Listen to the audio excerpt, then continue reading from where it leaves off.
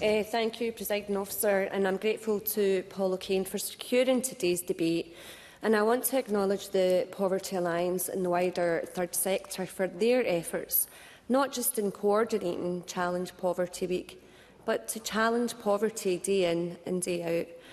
I will focus most of my remarks on areas of consensus across the Chamber based on the Challenge Poverty Week themes. And we are all agreed that there are challenges with housing supply. And this Parliament has declared a housing emergency across Scotland, and my own local council has declared one in South Lanarkshire. Equally, there is a housing emergency in England and Wales. I therefore welcome the First Minister's announcement of nearly £600 million for social and affordable housing this year, something which will build on the SNP government's delivery of nearly 135,000 such homes, including around 5,400 in South Lanarkshire.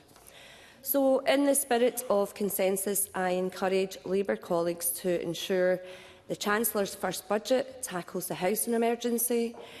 Rachel Reeves must reverse the £1.3 billion cut to Scotland's capital budget to unlock money for house building and uprate local housing allowance to help low-income households struggling with rent.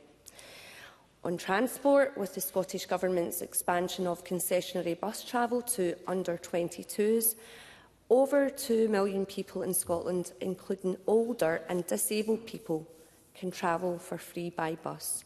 And I think there is actually agreement across the Chamber about improving our bus system.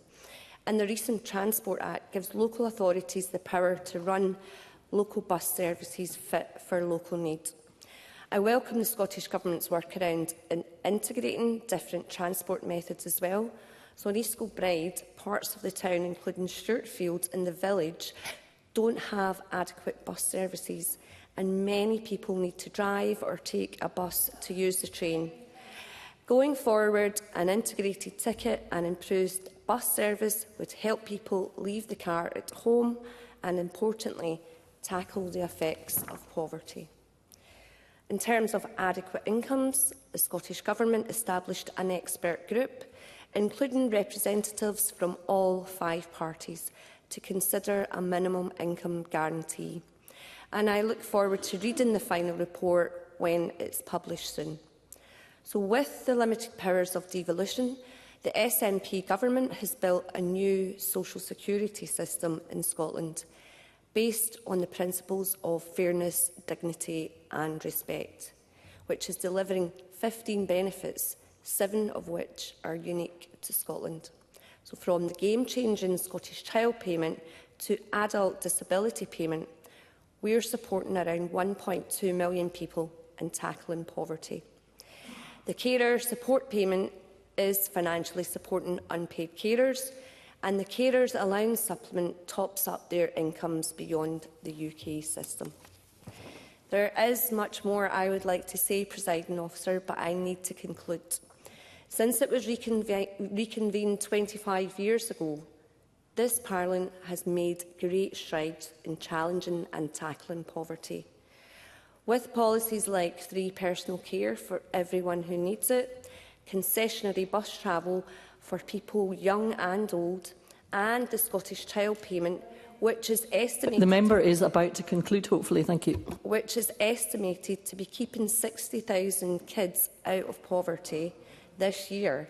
This Parliament is delivering measures which benefit all our citizens and tackle inequality. So as we reflect this Challenge Poverty Week, I hope we can build on these steps. Ms Stevenson, could you please bring your remarks to a close, please? To eradicate the scourge of poverty on our society. Thank you very much. I now call